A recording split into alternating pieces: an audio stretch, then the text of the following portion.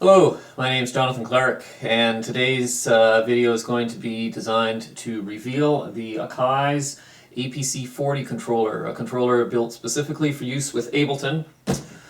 It can be used with other software packages, but it's designed for Ableton. So let's open it up and see what we've got.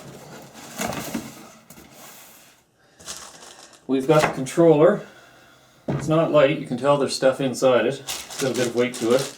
We've got a standard USB cable, the upgrade and unlock card, my Ableton Live Lite serial number, some instruction manuals, excellent, and a copy of Ableton Lite. Alright, so let's open up Ableton and see what happens.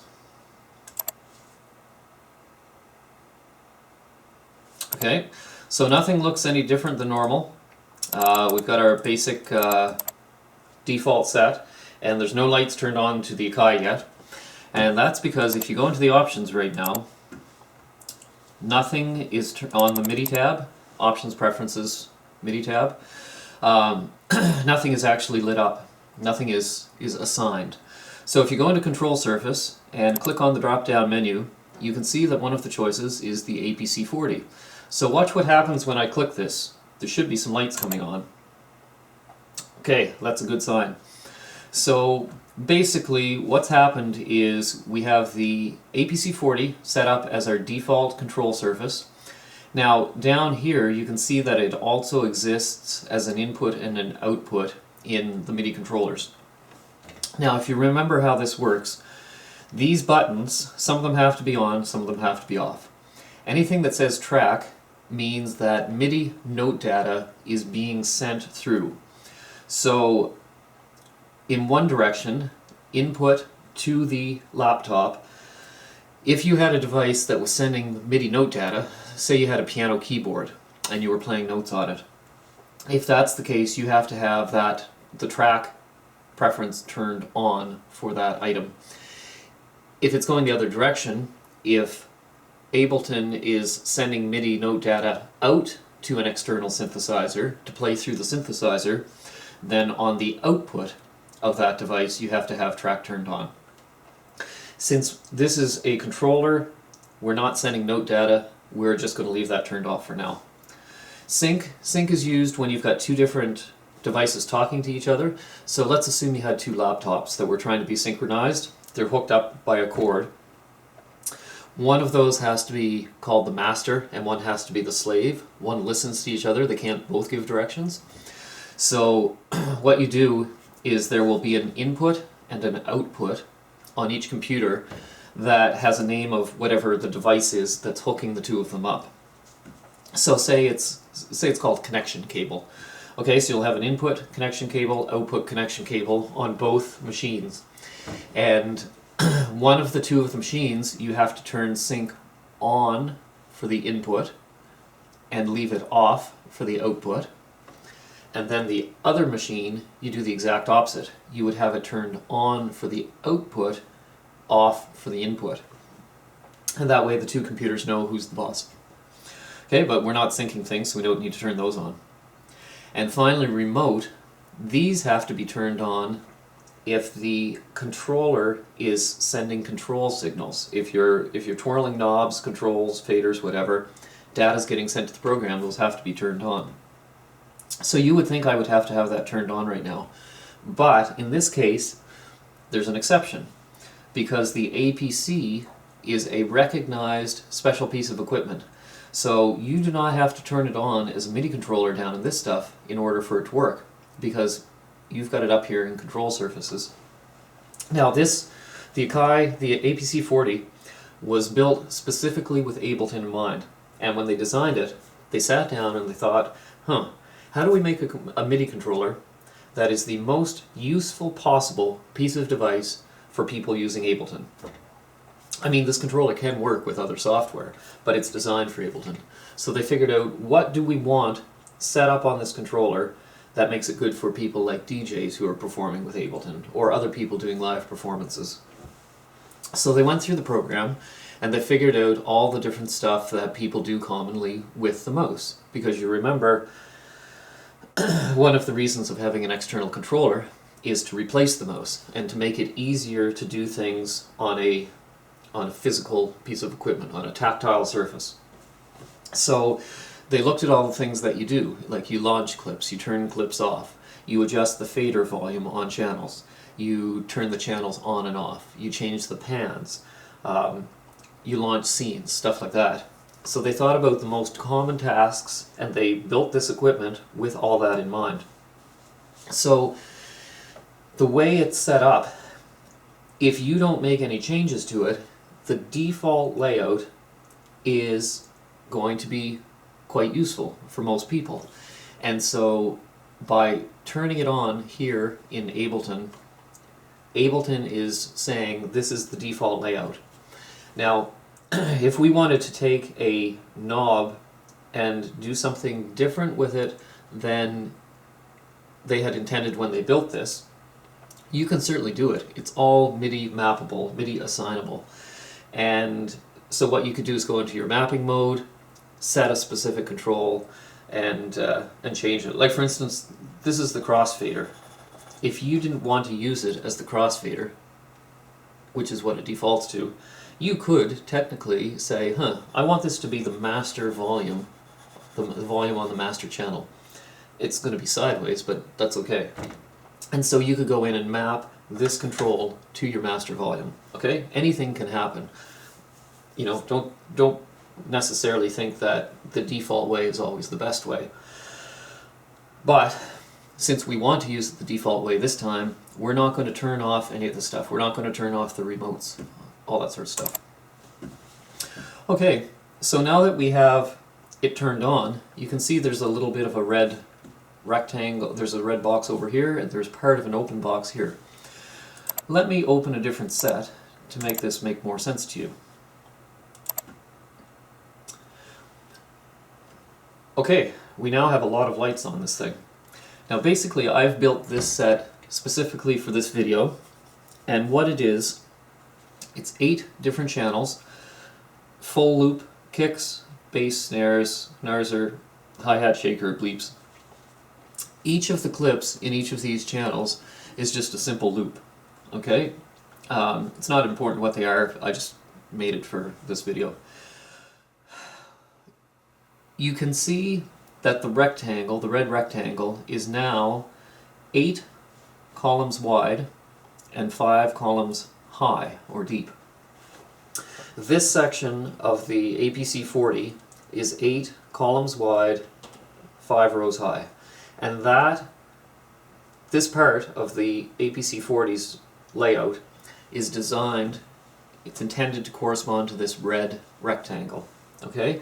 So within the rectangle, you can see that there's clips in some areas and there's no clips in others. If you look at it, okay, so this is the top left, that clip, that corresponds to the top left. Move over one, you've got an empty slot, and you've got a slot here that's not lit up. Okay, so every time there's a clip anywhere in your red rectangle, the corresponding section on the controller lights up in orange. If it's not lit up, there's no clip there. If it is lit up, it's there. If you press play, it turns green. And we can stop it. Now, how is this going to help? You know, I used my mouse to turn that on. Well, the point is that you can actually press these buttons to turn stuff on. So for example, this clip in the top right corresponds to this. I can actually press this and the clip starts on the screen. And the same thing can happen. I can start several scenes if I want. And looking in Ableton, you can see they're all playing. You might recall in Ableton over on the right hand side in the master channel, if you pressed one of those, it would start every clip in a row at the same time. It's called a scene. Okay, here's scene launch buttons. So if I want to start every clip in the second row, I would press this button, the start button in the scene 2, or this is the start button on scene 2. So if I press it, as soon as the quantization comes around, it's going to start every clip in that row. If we start a scene that is not full, well, you can see all the ones that happen to have clips in them turned on, the other two are blank. Okay, if we want to, I'm trying to avoid using the mouse. Okay, so I was just about to try and turn something off. Let's say I wanted to turn off the scenes in the center two channels. I could hit a square with the mouse to turn them off, but you can also see there's a row here, stop clips. So I can stop that one, and I can stop that one. And again, remember when you stop a clip, if the session is playing and you have quantization turned on, the clip will not stop instantly. It'll wait till the proper time in the quantization cycle. So if it's set for bars, it won't turn off until the end of the bar. Okay, so this hopefully makes quite a bit of sense so far. If you look at the layout, you can see a column with 3 gaps, a column on the far right with 3 gaps, and one missing in the top left. Well, that's that column there, that group there, and the one up in the top left. Now, can we stop everything all at the same time? We've got the stop clips button on the screen. Well, yes, here's a stop all clips. So we press that. Once the quantization comes around, it stops everything. Okay, so things are looking good so far. Now, let's say that we wanted to play a clip down here in the next row. How do we get the red rectangle down there? Do we have to drag it with the mouse? No. This part of the controller is called the bank select, and it's got up and down and left and right arrows. Basically, if I hit the down arrow once, watch what happens to the red rectangle. Okay, it goes down. So I can use that button, keep pressing it, and it'll move the red rectangle up and down. And if you watch it on the controller, you can kind of see how it makes more sense how you're scrolling through the scenes when you do it that way. You can also move to the right. That's not really that useful if you have 8 or less channels active, but if you have more, then it's nice to move left and right. Now, what if you want to move down faster? Let's say I want this red rectangle to be down around rows 6 to 10 instead of 1 to 5. If you press Shift and press down, it'll jump 5 rows at a time. Now, one thing that's important to understand too, let me put it back up there. When I press Shift down and it's in that spot, it goes down into group 6 to 10, rows 6 to 10. If instead, let's say I start in rows 2 to 6, if I press Shift down, it's not going to jump 5 full rows, so it won't jump to the spots 7 to 11. What it'll do is jump down to that 6 to 10. Okay? So no matter where you start, if you're jumping up and down with Shift, it goes in pre-assigned blocks. So 1 to 5, 6 to 10, 11 to 15, etc.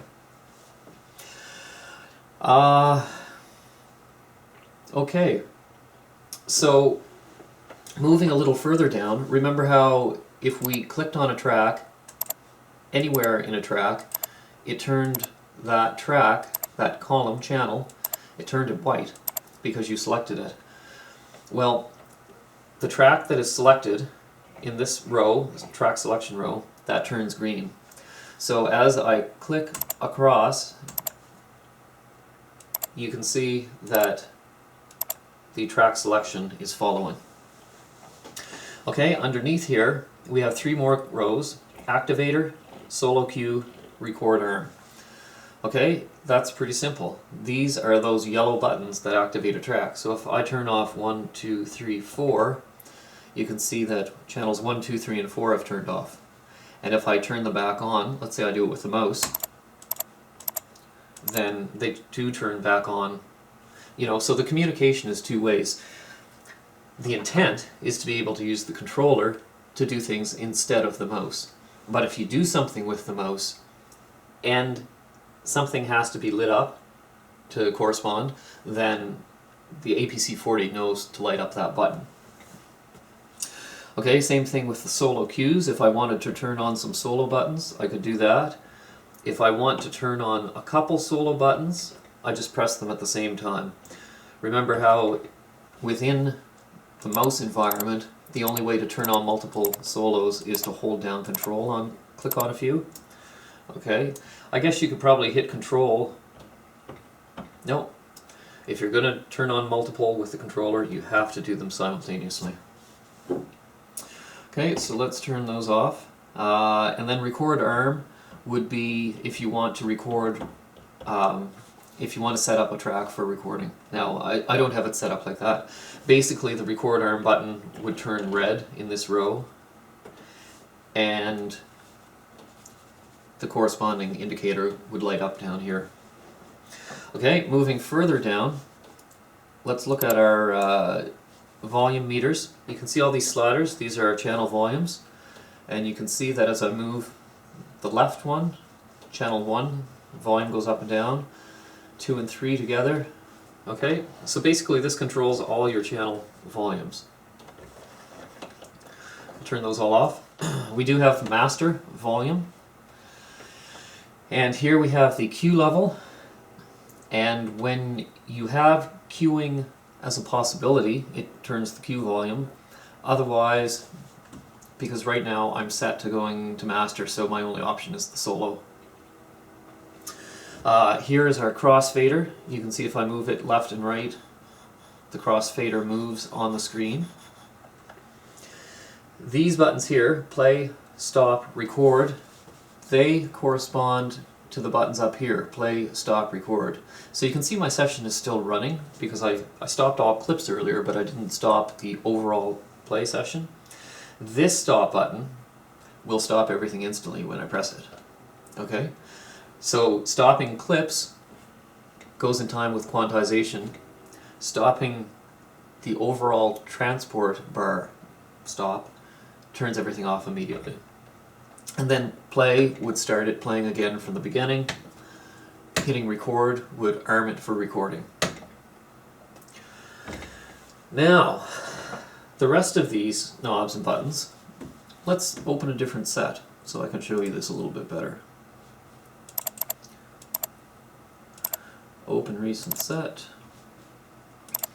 Now, the set I'm loading right here is basically the set that I used in the Performing Live with Ableton series that I did on YouTube. The only differences that I've done, if you look at the I/O routings, you can see that I've changed them all. Instead of all going to separate channels on my Allen and Heath, right now I have them all routed to the master channel, and it's just the master is going out to my main outputs. So we can turn that off. You'll remember I used to have an effects return channel, and I had a used clip track, already played track. I've eliminated those, we don't need those. I did make an extra audio channel just to illustrate things a little bit better, so I've got 4 channels now instead of 3, and I spread the clips out kind of randomly throughout those 4 clips, throughout the 4 channels. I had some send returns here. Let's take a look. Are they still there? Yes, sort of. I got rid of one of the 4 send returns, and well, actually, I guess we started out with 5 because one of them was a no effects send return that wasn't really being used. So I deleted that, and I deleted send return track D, which was the ping pong delay. So let's show you why I did that. Okay, you can see my red rectangle is up at the top, so channels 1, 2, 3, and 4 are lit up. Top 5 rows, and you can see I've got some clips in them. Now, this section, these 8 knobs correspond to the 8 channels. I know it would have made a little bit more sense if they could have laid them all out in a line of 8 instead of 2 rows of 4, but that's how it works. So 1, 2, 3, 4, 5, 6, 7, 8. And you've got 4 different options for assigning these things. So right now it defaults to pan. So if I twirl this knob, this is channel 1, because we're on pan, you're going to see, see how the pan control on channel 1 is changing? And if I move to the right across these, 2, there's our pan, 3, there's our pan, and 4, there's our pan. Now, you don't often use pan constantly during a set, so they've got these doing double duty to make it more efficient. Turn this on, and all of a sudden now all 8 of these control the send A on channel, whatever channel it is, okay? So looking at channel 1, you can see my send A, moving over to channel 2, channel 3, channel 4, okay? And if I had 4 more channels, it would be channel 5, 6, 7, 8. If I put it over to here, it'll control send B, which you can see up here is the flanger track. And so watch these send Bs when I start moving them. 1, 2, 3, 4. And finally send C. 1, 2, 3, 4. Could have gone to 8 if I had more channels. And so I didn't explain a few minutes ago why I got rid of that 4th and 5th send return track. Well, I figured I wasn't going to use them in this set. It wasn't too critical. And more importantly, there's only the option to go up to send C on this. I mean, they could have gone and made a whole bunch more buttons, like send D, E, F, G, H, I, J, K, right up, you know, tons, but how many people use that many send return tracks? So they had to stop somewhere, so they stopped at 3, plus the option for panning. Okay, so this group of knobs always, unless you MIDI map them to something different, they always default to control the pans and the 3 banks of sends, depending on which of these buttons you have turned on. And it's kind of neat because if you turn, I mean, you can see right off the bat from the green lights on these buttons which one is turned on, but because of these indicator lights, if you move over to pan, all of a sudden all your pan, you know, you can see that the 12 o'clock position is lit up if it's in the center of them all. No matter where you are, there will be some lights on to show you where the panning is. Whereas with the sends, if they're turned off completely, there's no lights. Yet if they're turned on a little bit, there'll be one light. Or turned on full, a whole lot of lights. So these lights are very good to give you a cue about what's going on without having to look at the screen. They've tried to make the APC-40 as well designed as possible, so you do have to minimize the amount of time you look at your computer screen. Now, what's this last bank of buttons? That is a device control section.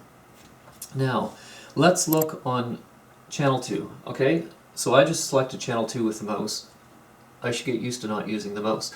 Let's select channel 3 using the controller, okay? Now, unfortunately, you can't drag and drop an effect with the controller. So let's use the mouse, and I'm going to drag a reverb onto channel 3. And you can see how all of a sudden there's a reverb here now. What happens is this group of controls is designed to try to figure out what controls on an effect device should be moved. Okay, so for this particular one, let's just go through them one at a time. Knob 1 changes my filter frequency on the input processing. Knob 2 changes my depth. Knob 3 changes my pre-delay time. Knob 4, oh, that's an odd one. Okay, so that turns spin on or off.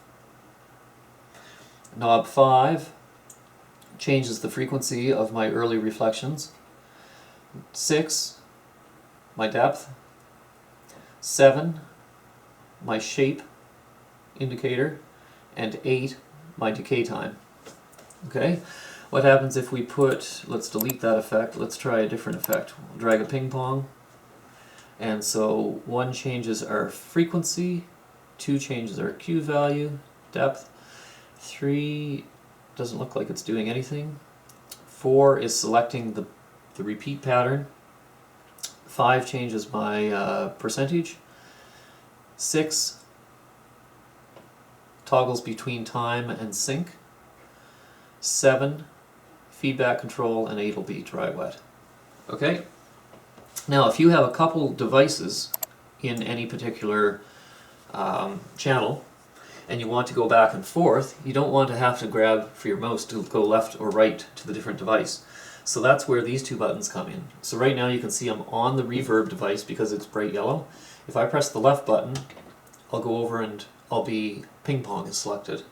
Okay, so I can select the ping pong, change a bunch of controls here, then press my right arrow, go back to my reverb, and then start playing with buttons there on the same set of controls. Since I'm still on the reverb, this button controls on-off, so I can turn my device off without having to go for the mouse. This button here, clip, track, that's the same as hitting Shift Tab on the keyboard. Lets you shift between waveform and properties view over to devices view. This button here is called Detail View, and that is the same as this Hide Panel button. So if I hit it, that panel is hidden. Hit it again, it comes back. And then these 2 are used when recording, record quantization and MIDI overdub, and metronome. So you can see that our metronome up here in the top corner turns on and off by pressing this. The only other buttons I guess I didn't cover, up here, tap tempo. Well, you remember if you tap this button, it'll try to figure out a tempo, okay? If I do it with this, same thing. And of course, if you're trying to synchronize your Ableton with something that's already playing, your beat mixing with Ableton, you can use your 2 nudge buttons, the same as these 2 nudge buttons up here on the screen, and you can temporarily speed up or temporarily slow down the tempo within Ableton to try and synchronize your beats. This is exactly how the APC40 works. It's all very well designed to just match up with simple controls in Ableton. And aside from complicated things like dragging an effect into a channel, something like that you'd have to do with the mouse, but in normal use, DJing a simple set, I would say that probably 98% of the stuff that you normally do with the mouse can be done by using the APC40 instead. So if you're performing in front of a crowd, it's a lot more natural for you to be standing up and to be looking down occasionally at buttons here, doing hands-on stuff. The crowd sees you standing there playing with a traditional style controller and looking at them instead of being absorbed in your laptop and your mouse. So it's a lot more entertaining for the crowd. You know, it gives you more stage presence because it looks like you're actually paying attention. It looks like you're really DJing instead of playing with a laptop. So a lot of good strengths with this. The only other thing I really need to say is that remember, you don't have to peg yourself, you don't have to limit yourself to the default set that it defaults to. You can change MIDI mappings on stuff. If you want a little bit of additional research, I would say, I mean, there's other YouTube videos out there, and there's some that cover much more advanced stuff than this. The point of this was just a basic introduction to the controller, but look at somebody like Il Gates. Do a YouTube search on Il Gates APC40, check out his video, and you can see some of the really crazy stuff that he's done with it. Like, you don't necessarily have to assign a single control to a single item within Ableton. Like right now, this is set up so that it changes the channel volume for channel 1. But what if at the same time as it changing a channel volume in one channel, it also controlled an equalization setting, like say the bass. Okay, so maybe when this fader is down all the way, the volume is off in channel 1, but there's also an EQ3 on that channel, and the low EQ is turned all the way off when it's down. And as this raises, not only does the volume go up, but at the same time, the low cut, the low frequency setting on that EQ3 raises until you get to normal full volume, in which case the low control on the EQ3 comes back to normal, back to 0 decibels. Okay? So a control can be mapped to multiple items at once. Yeah, it's a good controller. They seem to be quite heavy duty. I mean, it's been around for a couple years. If you're looking, you've probably heard of the APC-40. Basically a 20 is, ignore all this stuff. The 20 is just your scene selection, your channel volumes and stuff like that. It's really nice to have all these extra features on the APC-40. It's a cost-effective controller, it's not that expensive, and it definitely gives you a lot more flexibility in your sets to do a lot of stuff quickly. Look around at some other videos and have fun. Thanks.